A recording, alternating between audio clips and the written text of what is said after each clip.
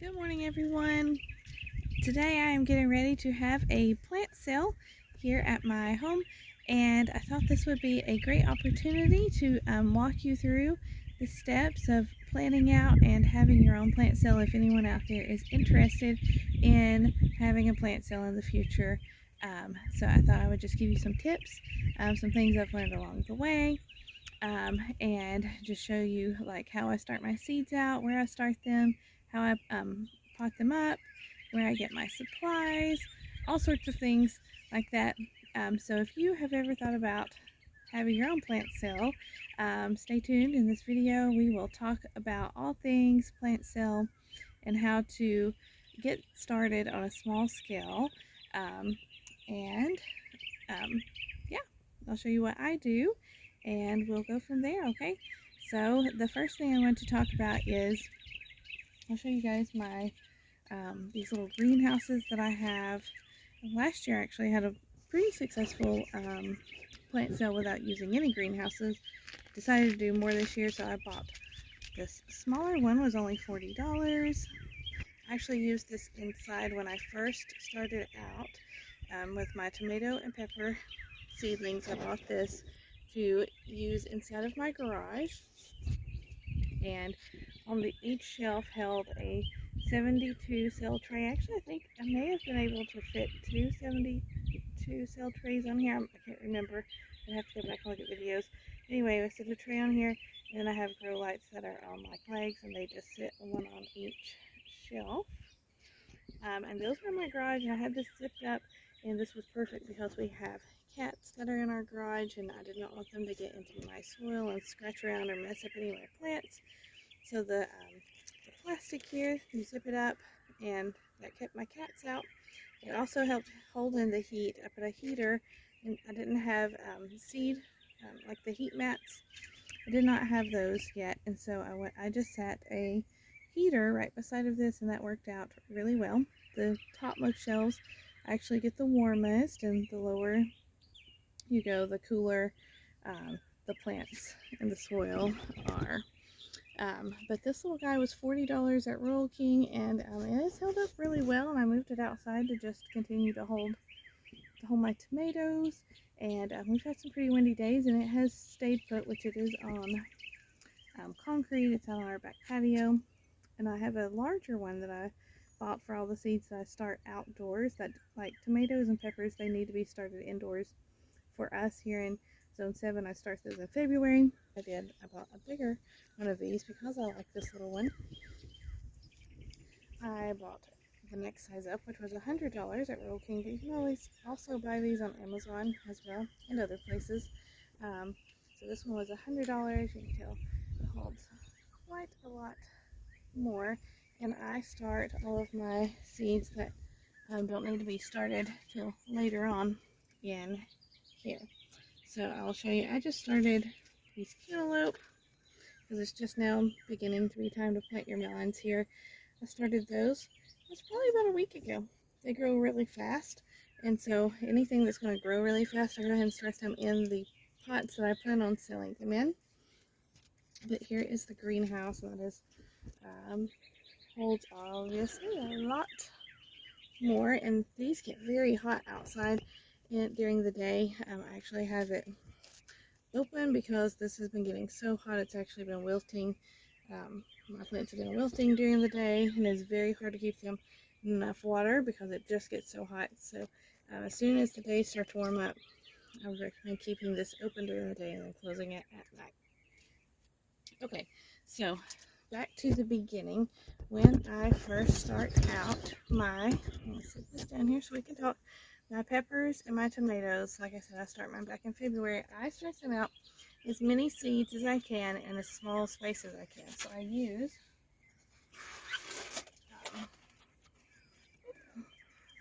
the 72 cell trays, cells that have the self-watering tray under here. This is what I start out with for tomatoes and peppers and under grow lights, okay? And those are started indoors.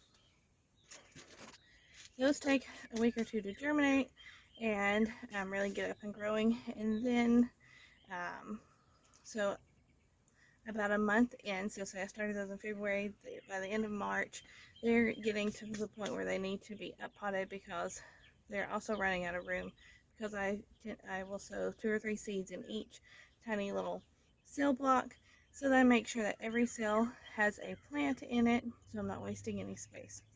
Usually those all end up with 2 or 3 plants each in those tiny little cells, and they quickly need to be up potted. And that is when also let me just say, I bought my 72 cell trays many years ago.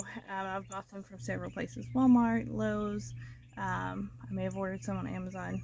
I don't really remember because it's been a long time. But I do up pot those next into the 6 cell trays, and I did buy these at on Amazon. I will of the exact brand name of those, because these have held up really well. I've used these over and over again for several years, and I will put in them, I'll show you right here, one pepper or 1 tomato each, so they have more room to grow. But this will not be their final living space. This is just a little bit bigger, gives them a little bit more room. They will still be under grow lights in my garage. But the goal is to have, while they are in this size pot, to start moving them in and out as soon as the days get warm enough. For here, that is during the daytime. It is early April. I start moving them out during the day slowly and hardening them off, because it's a lot easier for me to move 300 or 400 plants around in trays like this, and then if I have them on a tray underneath, so I can carry several all at once. It's a lot easier to move all of this kind in and out than it would be to move pots like this. Moving 700 pots like this in and out is a lot more space to have to move around and shuffle around. So my goal is to get my plants hardened off while they're still in relatively small trays that are easier to maneuver in and out every single day. So then once I have them hardened off, that is when, once they are able to live outside, even if it's like in a greenhouse like this, or out just out regularly on my porch, whatever, on a table. I use pop-out tables like we would use at an event, just the plastic fold-out tables. That is what I put my plants on once I've hardened them off, and that's when I up pot them into a pot like this. I'll show you the ones that I actually prefer. Let me find one here. Okay, so I prefer, well, this one isn't a good example because it's gotten dirty. I prefer these white ones. These are really well made. I'm also going to put a picture of the ones that I buy on Amazon. These hold up really well. They're pretty sturdy. I use these over and over again. When I sell these to friends and stuff, a lot of times they bring me the pots back and use them again. But with these, you could write on them. I do not write on these. I use the little sticks, little plant markers like that, so that I can reuse these for whatever I want to as we move along. So these are I just like the I like the white ones. They have them in other colors. To me, these just look really clean and nice. So I have those, and I also had bought some of these brown ones. These are a little more flimsy than the white ones, but I like these as well. I like the terracotta color. You can also write on these. So I'll show a link to these too, but I prefer the white ones. These are 4-inch pots, and that will be the final spot for most of my peppers and tomatoes that I sell pretty quickly. If for some reason, the ones that I do not sell or I don't plant myself, as they really start to outgrow their pot, like some tomatoes are. Let's see. Like, I'll show you this tomato here. It could really stand to be, for its health, it could stand to be up potted again. And I do have larger pots that I have bought to do that with, and once you move them up into the next size pot, and then you can obviously sell them for more. I think that would be like a 1/2 gallon size, 6-inch. I don't remember for sure, but I can post a picture of that as well. So the goal is, for me, I make the most money with the least amount of effort by selling them in this size. Okay, so the next thing I want to talk to you about is pricing and selling things, how to sell things, what sells best in smaller pots, what sells best in larger pots. For me, I just try to think of how am I used to buying, visually, what am I used to buying certain plants in. So for me, like lettuces or flowers, like here I have zinnias in these smaller pots. I do lettuces, kale, spinach, um, onions, flowers, sometimes cucumbers, certain things like that. You can sell in the 6 cell packs. I sell them for $3 right now. If prices on things continue to go up, I may have to go up on my price, but for now, $3. But I want to show you the difference between if I sell this 6 pack of peppers for $3, and there is a pepper in each one, I can do that while they're small and I can just be done with all of them. Or if I'm willing to wait a little bit longer, I can go ahead and take these. I can up pot them into a pot like this. Let me get a pepper out here. And I sell this one pepper for $3. So $3, $3. So I can make $3 off of 6 plants, or if I sold each one of these individually just by potting them up with an tiny extra bit of money that it takes for these few plastic cups in the soil, will make the difference between only making $3 and being able to make $18 from the same 6 plants. So that is why the goal for me is to try to sell most of my plants in this size, because that is what I make the most money off of. Okay, and I also want to talk about making sure that when you start out whatever size pot you're using, that you plant plenty of extra seeds in each cell or in each pot to help guarantee that you're going to have at least one plant pop up in each thing. Because people are not going to prefer to buy 5 plants when they could buy 6. Okay, like how this one's missing a pepper. That's why I'm not taking this out to the plant sale. I will wait and pot those. Here we have strawberry popcorn. I've sown several seeds in each one of these, so I have 3 or 4 plants popping up. I can then move those around if I need to, but that is the goal, is to have at least one plant in each cell. And so when I'm starting seeds like this in the size, I'll show you. Let's see here. Like here is a zucchini. I plant 3 seeds in each one of these pots. Like here I have 2. I could technically separate this out into another pot, and then instead of making $3, I can make $6, but that is all up to how much time and effort you want to put into it. So that is also how I sow my seeds, to have the least amount of work for me and the most amount of profit for that. And let's see, what else do we want to talk about? Okay, so that is talking all about the basics for how to start your seeds. Also, when I'm starting my seeds for the tomatoes and peppers, I use a seed starting mix, soil mix, because it is finer. And then as I up pot them into these larger pots, when I up pot them, I use a actual potting soil mix for vegetables, plant starts, because those have, I use an organic potting mix, and that will help feed your tomatoes as they grow, so they can grow and fill up your pots or any of the plants. I use a actual potting mix for anything seeds that I'm starting out in these larger pots as well. Seed starting mixes do not have any nutrients in the soil. It is just simply there as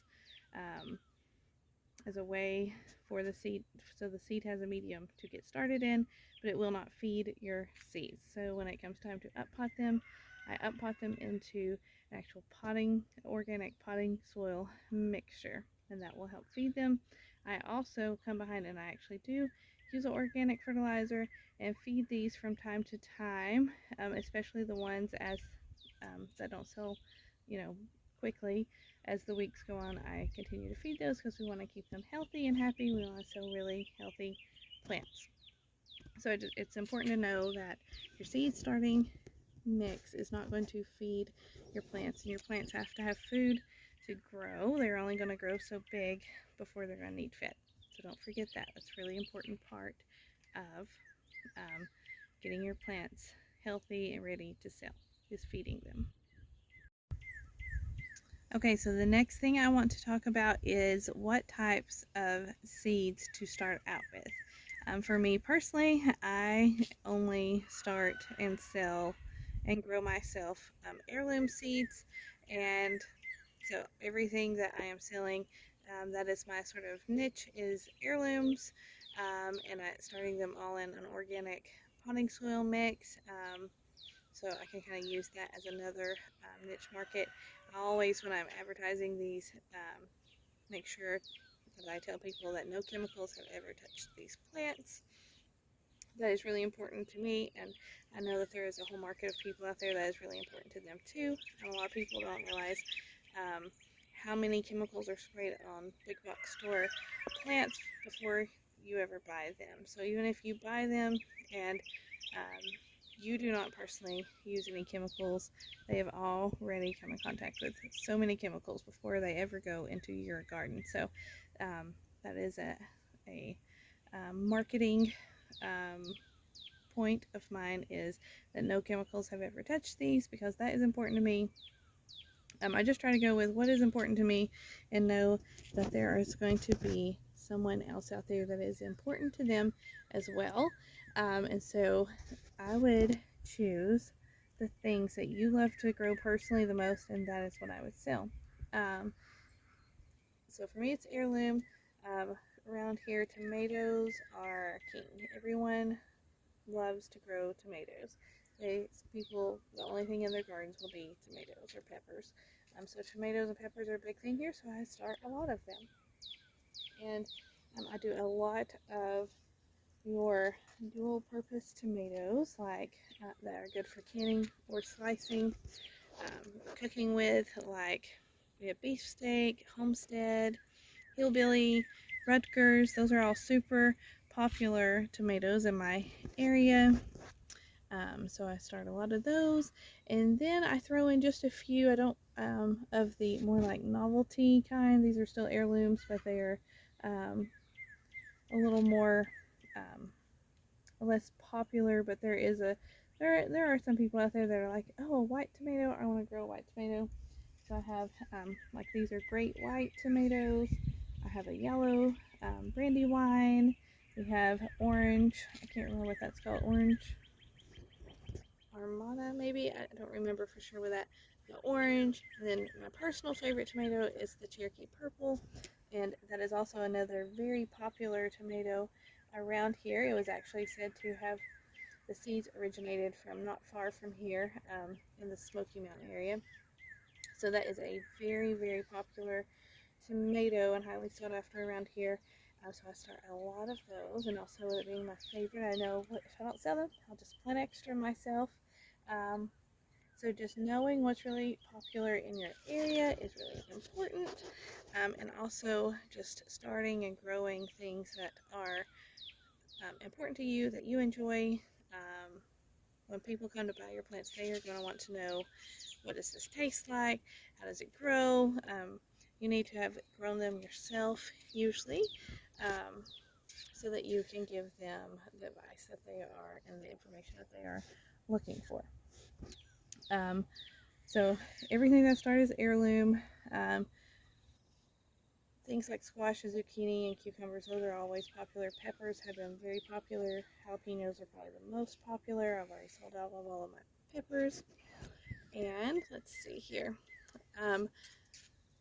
I order all of my seeds from one company, that is seedcatalog.com is who I use, and I have their seed catalog.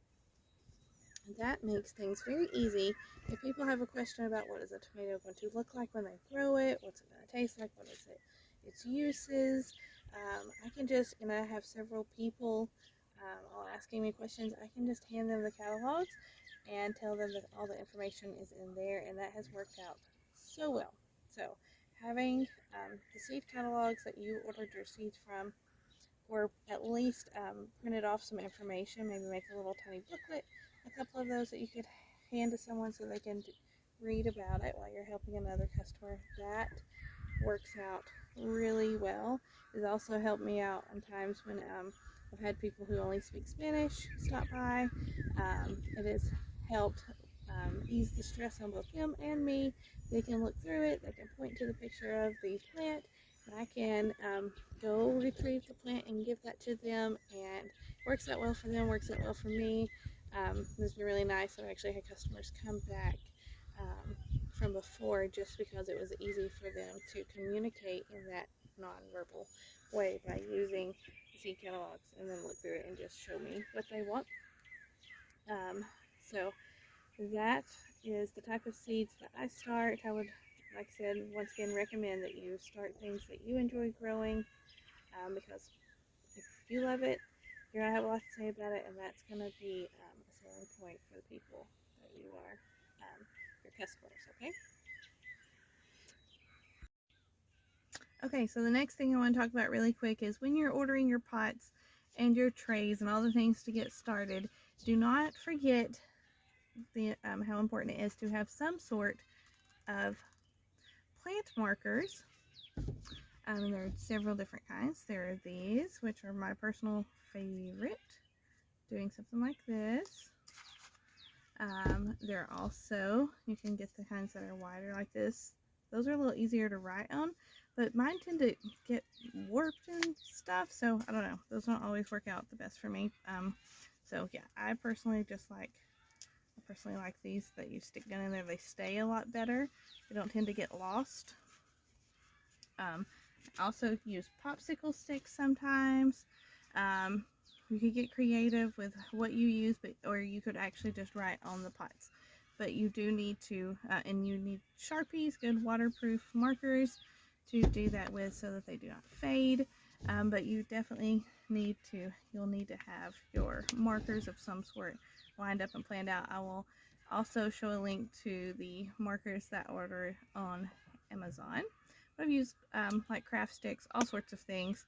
I have even seen where people take like a yogurt container and they cut it into little strips and they use the back of that for their markers. I just like having these plain white ones. They look more professional. They're not very expensive at all. So that is what I use. Okay, while we are on the subject of seeds and starting the seeds to sell them, I want to give you one more idea that doesn't have to do with seeds. So I'm out here in my garden. I'm going to take you down here and we're going to talk about another way to do plant sales that don't even require seeds, okay? So let's go over here and I will show you what I'm talking about. Okay guys, so down here my last little bed is full of herbs, and I've actually just transplanted these, like had to dig them up and move them over here, so they're kind of looking a little sad at the moment. Some of them are, but I'm pretty confident that they will be fine. But I wanted to show you the thought of there are some plants that you can plant them one time, and then from that parent plant you can just harvest. Like this is oregano. I can get it to break off. I can take one little cutting like this. I can take the bottom leaves off, dip this into rooting hormone, stick this down into a little pot, give it about a month, and it will have rooted. It will have become its own new little plant, and I didn't have to start seeds and wait for this to grow. This is super important with a lot of herbs because a lot of herbs take a very long time to start from seed, and they can be pretty finicky. So any herb that you have that is already growing, you could do this, and this is especially beneficial for your perennial herbs. That means ones that come back every year, like oregano and sage, rosemary. There are several that will come, thyme. There are several that will come back every year. You can have one plant, and from that you can sell lots of other plants. That is called propagating. And another way to propagate, and great sellers at plant sales are to propagating bushes, fruit bushes. Those are also so super simple to do. These are blueberry plants that have been put in here. If you have one good healthy blueberry plant, you can each, I believe, fall. These are actually new blueberry plants. These are not ones I propagated, but you can do your research. Fig trees, blueberry bushes, raspberry bushes, blackberry bushes, anything of that nature. You can take clippings from them, just stick them down in pots and overwinter them, and the next spring they will grow into their own little plants. And you can, by having one plant, you can just take clippings and have, either for yourself or to sell, many more fruit bushes. Fruit bushes are a hot seller around here. Once they hit our garden centers, they are gone quick. So that could be a great thing to do. And also, if you have regular plants around and flowers, like hostas that continue to produce more, if you have any like bulbs, anything of that nature that continues to produce more, you could separate those, put those in pots, and sell those as well. So just wanted to give you that option to have another way, another thing to sell without even having to start seeds. So that's always nice to be able to do. Okay, so let's go back over here. Actually, I want to take you around, and I'm going to show you what the signs that I use look like, and I'll tell you where I got them from. And I will tell you, we'll talk about how I advertise for my plant sales. We'll talk about that, how I use social media, how I use word of mouth, how I, when I do my plant sales, all of that. So I'm going to turn you around. I'll show you what it looks like when it's set up. We just have plant sales at the end of my driveway for now. What I don't sell here, I will take to the farmer's market. But I will use the same basic setup, very basic. So let's go have a look at that. Okay, I forgot one last thing before I go show you those signs, and that is I wanted to talk to you about doing a pre-order sale. And it's kind of going to go along with what I'm about to talk to you about with using social media and the signs. But I'm just going to go ahead and hit it right here now. And that is before my plants are ever ready to sell, like before garden season begins, like in March. I put out pictures of what plants I'm going to have for sale, how much they're going to be, post pictures of what the different types of tomatoes look like. I try to do a really nice post with all the information. Go ahead and put that out there, and I ask all my friends to share it on Facebook, Instagram, whatever, on my business page to get the word out. And I try to get pre-orders in. One, that helps me know if I need to start more seeds, anything of that nature, make sure I have enough plants. And then the other thing that it helps me with is by doing a pre-order sale while the plants are still little. Like I kind of take people through the process. I'll be like, today's seed starting day, and then a few weeks later I post some pictures of what they're looking like, and I'll kind of build up to it, like the tomatoes are doing well, we'll have a sale soon, and I kind of draw people in with all of that. And then I do the pre-order sale, and that gets people to commit to actually buying, and that way they don't go out to they're just browsing through their garden center and impulse buying, because they're like, oh man, those tomatoes look good, but I've already ordered mine from the plant lady, so I'm going to wait to buy these. So mentally, it's like a whole shift for the customer. If they pre-order from you, they're committed.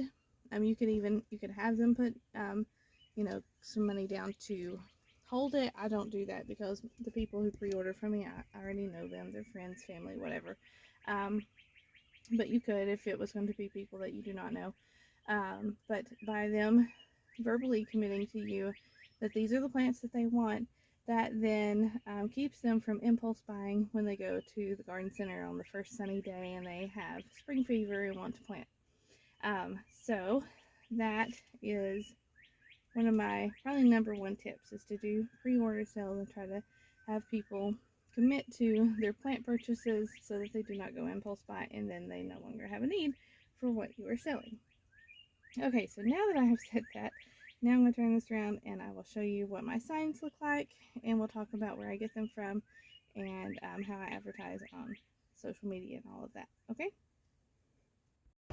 Okay guys, so here is the sign I had made through Vistaprint. I don't remember how much it was, but they do run really good sales from time to time. So if you can order it, they'll do 40% off, 25% off, buy one get one half off, all sorts of bundles. Usually if you buy something big like this, then they'll give you an option at the end to get like 500 business cards for crazy cheap price that will match, and they'll already pre-match this design. So this is the basic design of my business cards as well. So up here, some of it's covered up. It says fresh eggs, herbs, and somewhere else it says goat milk soap. I think it's up there on the top too. So that gives me the option to advertise for other things, but mainly I'm using this for my plant sale. The really important things that I wanted people to be able to see from far away are that they're heirloom. But although we all know the heirloom seeds are obvious non-GMO, there are people that they don't really understand what non-GMO is. So just putting that on there is kind of an attention grabber, and it works. And then down at the end, I have a spot where they can follow us on our website. And I can either keep this like this over the table. Sometimes I will hang it up over here over my little truck. But that is that. And I still have lots of plants in my greenhouse. There was another space that I didn't show you that I probably have 50 more tomatoes, but this is just what I carried down here for now as a selection of a few of each thing that I am selling. I am so sorry the neighbor is having construction work done. Oh my goodness. So we have lots of different peppers. We have Marconi, we have Anaheim, we have jalapenos, habaneros, we have a Emerald Giant, California Wonder, pepperoncini, lots of nice healthy peppers. And we have, these are Cherokee purple tomatoes, my personal favorite. If you followed me for long, you've probably heard me talk about those more than once. And then we have a great white tomato. We've got lots of Romas. That's a big seller, is Romas. These are pink oxheart. They're sort of like a Roma. So that's more of a novelty. The great white, and then we also have yellow brandywine back here, I believe. Those are more of a novelty. Over here we have Homestead. Those have been very popular. I did have hillbilly ones. I don't know if I have any left or not. Those were super popular. Cherry. The cherry were super popular. I think I've sold out of all of those. Beefsteak and Rutgers here where we are. Those are also big sellers in Tennessee. We have Boston pickling cucumbers and Market More cucumbers. These are Arkansas Travelers. They're just a really nice hardy tomato. There's actually 3 tomato plants in there. Somebody will be getting lucky if they buy that one. We have crookneck squash and Black Beauty zucchini, which is just your average green zucchini, classic. So that's those. Over here we have all sorts of melons and some squash. We have spaghetti squash. We have black diamond, I believe is what it's called. Yes, black diamond watermelon, sugar baby watermelon. We've got some cantaloupe. I think it's hearts of gold cantaloupe. We have a Asian melon around here somewhere. Lots of different types of melons, cantaloupe, and then we have some pumpkins. Those are really off to a good start here as well. Okay guys, so let's talk about how to advertise for your plant sale. I just have mine at the end of my driveway. We live just a few houses before a U-pick farm. Right now it's strawberry season, so I feed off of their traffic. What our drive would usually be pretty slow, but because of the U-Pick, we get plenty of traffic, and it's worked well for me. If I did not live somewhere like that, if you live in a subdivision, I would just advertise it the same way I would advertise for a yard sale. I also advertise mine on our buy sell trade pages on Facebook, our local yard sale pages, and on Marketplace, and that brings in plenty of customers. Or you could just take your plants to the farmers market.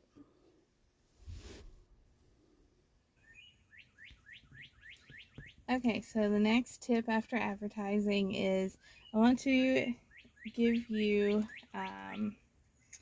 this little piece of advice, and that is to teach your customers as you sell things, because this is super important. To me, when I am selling someone a tomato plant, I want them to be, let me grab a tomato here. So if I'm selling you this tomato plant, I want this to be the best tomato growing experience of your life. Like, I want, not only do I want to provide you with the healthiest tomato plant that you've ever bought, I also want to set you up for success by offering you some tips. Now, this may not, everybody may not want that you to go through all that with them, but this basically what I do is, if they're buying several tomatoes, I'm like, oh, do you grow a garden every year? Do you have good luck with tomatoes? And if they're like, well, last year my tomatoes didn't do so well, I'm just using tomatoes as an example, I'm like, well, let me give you a few tips with these, and I'll tell them to plant them deeper, plant them up to their first stems. I'll tell them to prune them, up to the first blooms. I'll give them some advice on how to feed them with just things from around the house, like eggshells or wood ash, something of that nature. So I go through a whole thing, just quick, simple conversation with them, and 9 times out of 10 people are just super thankful for that. And hopefully they go home and they take that advice, and it helps them grow an even healthier tomato plant that produces more. And in the end, what that does, by me taking an extra moment to educate them on the plant that they're buying, is when they go home with this plant that I've sold them, and then they have this amazing tomato season, not only are they going to be super excited about that, but they have now had this plant experience that they didn't get when they bought at a big box store. And because of that, and because of their success, they are going to want to come back to me and buy again. And that is also where getting a business card, or even just a call, like you can have a little sign up sheet or something for your customers as they're buying. Hey, if you want to know about the next plant sale, or if you want to have updates, put your name or your phone number, your email address on here, and I can text you and email you with updates for the next plant sale. And that's where you grow a customer basis. And if they had a great experience with the plants that you sold them, they are going to want to come back to you, and you want to make it as easy as possible for them to come back and buy more as possible, especially if I'm selling these from my house, so people are going to, they kind of can remember where they bought them from. But if you're taking these to a farmer's market or to a vendor sale, it might be a little harder for them to reconnect with you. So having a way to send them emails, send them text, for them to be able to text you. I usually give them a card, and I say, if you have any questions at all, like if you have a weird bug on your plant and you don't know what to do about it, send me a picture of it. Say, hey, I bought this zucchini plant from you. What do I do about this? And if I can help, I will. And that just gives people another connection point. Doesn't bother me at all. I love talking plants, and it's also, once again, going to give them a better overall growing experience with the plants that you sold and keep them coming back. Okay, guys, last but not least, the sun has moved and it's getting in my eyes. Let's see if we can come over here a little bit. So last but not least is, I have all of these tomatoes for sale. I probably have 200 or 300 tomatoes plants for sale. Realistically, I'm not going to sell every one of these. I've already planted out 50 tomato-ish, 48 to 50 tomatoes plants in my own garden. Like, I'm at max capacity. Um, so when I have leftovers, the next question is going to be, what do I do with these? So you've had your sales, maybe you've had several sales, and you still have leftover things. What do you do? So I'm going to give you a couple of suggestions on things that you could do. One is you could contact some of your local like feed and seed stores, your local like a fruit stand, something of that nature that's already happening, and you could send them a picture, tell them how many and what all you have, and offer them all of it for one bulk price. You may have to take a little bit of a cut from what you were going to sell them individually, because this person's going to have to make money as well. But at the end of the day, you're not going to be left watching perfectly healthy plants just sit by and be sad and eventually die. It's better to get some money for each one than no money at all. You could do a closeout sale where you sell each one for like $1 or something. Another really great option to do would be to either reach out to your local extension office or to a local nonprofit or a food bank, something of that nature, and donate them. I mean, I know we're doing this because we want to make money, but at the end of the day, there's also something really nice about being able to give back to the community, and that is actually what I intend upon doing with any of these extra ones that don't sell. I have connections with both our extension and our master gardeners, as well as some nonprofits. What I'd really love to do is be able to get with a nonprofit and be able to teach a very basic class on whatever plants I'm giving away, and then give those away so they're sent away with the tools they need to be able to grow these and have access to healthy food, because I feel like everyone should have access to healthy food, and that is just not the case in today's world. So that's what I plan on doing with mine, is finding a way to donate these to people who cannot afford to buy the plants and all the extra things. So we'll see where that goes, but those are my suggestions on what to do with your extra. And also, there are a lot of times whenever I am moving and shuffling 1,000 plants around that our little tags get lost. And for those, there are some of them, like peppers or whatever, that I may just plant in my own garden. But when I have several of those that have all lost their markers, I actually just put a new marker in it that says mystery plant and like sell it for $1. And there are people who just get a kick out of that. Or you could give away a mystery plant. If you buy $20, you get a free mystery plant. And people just kind of get a kick out of that. Getting to wait and watch and see what is going to grow. What kind is this going to be? A white tomato, an orange tomato, a yellow tomato, purple tomato? Like what did I end up with? So that is something fun to do, to be able to get rid of those, and that way they don't just go to waste. So that is all of my basics, all the things I can think of at the moment about the basic plant sales. Of course, I'm talking about doing vegetable plant starts, but you could do flowers. You could do whatever your thing is. Go for it.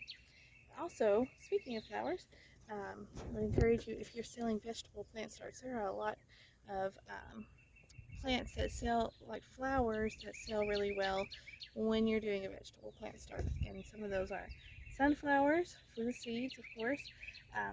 Things like nasturtiums, which are edible flowers. Any edible flower, there's several of them. Herbs are a really great one, which we talked about how you could propagate herbs if you already have some herb plants. And let's see what else. Marigolds are a really great companion plant. Any companion plant that is going to improve the health or well-being of the vegetable starts that you are already selling, those are going to be an easy sell as well. So I have zinnias and sunflowers, all sorts of extra things started in the greenhouse right now as well to sell, to go with these. So that is my last official tip. Thank you guys for listening. I don't know if this was a little bit longer or not, but there was a lot of information that I've learned over the last few years. I wanted to pass that along to you guys so you can have a successful plant sale too. I think plant sales are a great way to be an active part of your community. There's not a lot of people who are doing plant sales. We have several people that are doing farmers market, selling their vegetables. Not a lot of people at farmers markets that are selling the plant sales, especially if you get into heirlooms and organic and certain things of that nature. Some of the more rare seeds and rare plant types, those are always going to be fun and do well. So I just want you guys to have success. Have success. I hope these tips help you, give you some ideas, help you think outside the box a little bit. And I will see you guys next time. Thanks.